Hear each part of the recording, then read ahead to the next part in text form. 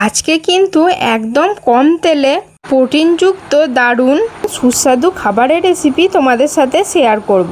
তোমরা যারা যারা ডায়েট করছো এই রেসিপিটা তাদের জন্য কিন্তু পারফেক্ট। এই রেসিপিটা সন্ধ্যে স্ন্যাক্সের জন্য কিন্তু একদম বেস্ট। তাহলে চলুন রেসিপিটা শুরু করা যাক। প্রথমেই সয়াবিনটাকে মিনিট 5-এর জন্য গরম জলে নরম হওয়ার জন্য রেখে দিয়েছিলাম।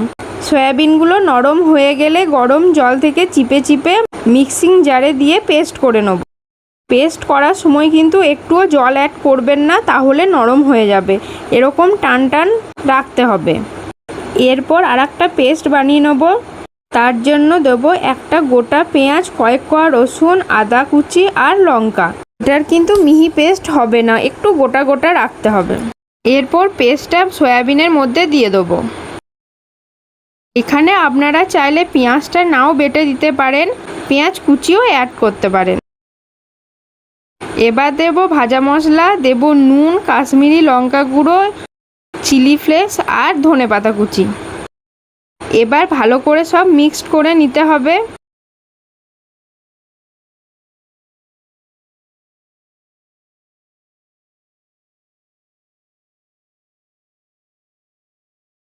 মিক্স করা আমাদের হয়ে গেছে। এবার হাতে অল্প সাদা তেল লাগিয়ে কাবাবের আকারে গড়ে নিতে হবে। সয়াবিন যাদের খেতে অ্যালার্জি আছে বা খেতে ভালো লাগে না, এই কাবাবটা যদি তাদেরকে একবার করে দিন তারা ধরতেই পারবে না এটা মাংসের কাবাব না সয়াবিনের কাবাব।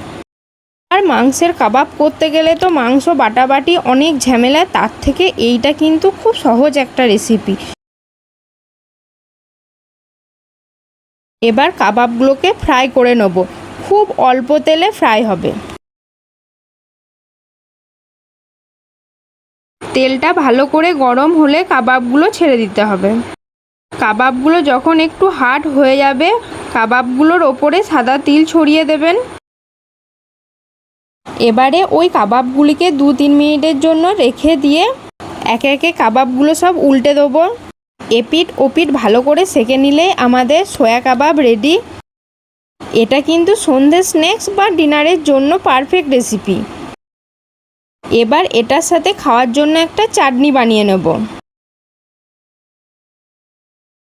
প্রথমে একটি তাওয়াতে সাদা তেল নিয়ে 2 টমেটো, 2 পেঁয়াজ, কয়েক কোয়া রসুন, কাঁচা লঙ্কা আর ওই 4-5টা মতন কাজু বাদাম একটু পোড়া পোড়া করে নেব। এবার মিক্সিতে পেস্ট করলে আমাদের কাবাবের সাথে রেডি টমেটো সুস্বাদু চাটনি। এই চাটনিটা কিন্তু রুটি পরোটার সাথেও খেতে অসাধারণ লাগে। তাহলে কি একবার ট্রাই করছেন তো? ট্রাই করে কিন্তু অবশ্যই জানাবেন আমার এই হেলদি একটা কাবাব রেসিপি। তাহলে রেসিপিটা ভালো লাগলে অবশ্যই লাইক কমেন্ট শেয়ার করে দেবেন। আজ তাহলে চলি, টাটা।